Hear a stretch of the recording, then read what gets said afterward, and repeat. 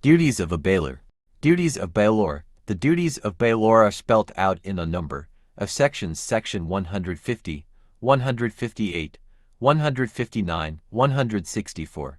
These are categorized under the following headings: duties of bailor, disclose known facts, bear necessary expenses, indemnify bailee, bound to accept the goods. Bailor's duty to disclose faults in goods bailed. Section 150.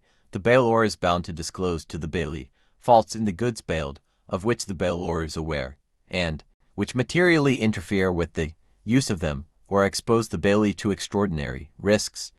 And if he does not make such disclosure, he is responsible for damage arising to the bailee directly from such faults. If the goods are bailed for hire, the bailor is responsible for such damage, whether he was or was not aware of the existence of such faults in the goods bailed. Example 1. A lends a horse, which he knows to be vicious, to B. He does not disclose the fact that the horse is vicious. The horse runs away. B is thrown and injured. Is responsible to B for damage sustained.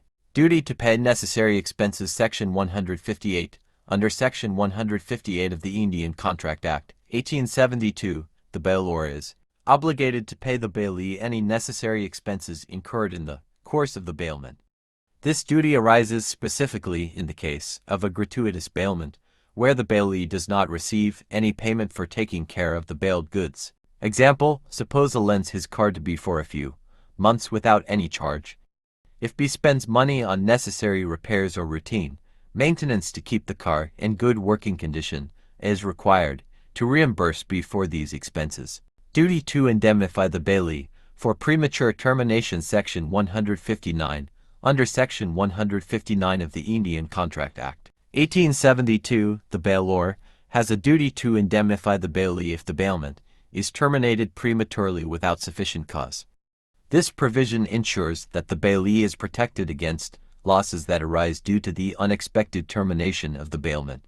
Example, suppose A lends his tractor to B for 6 months to help B with farming.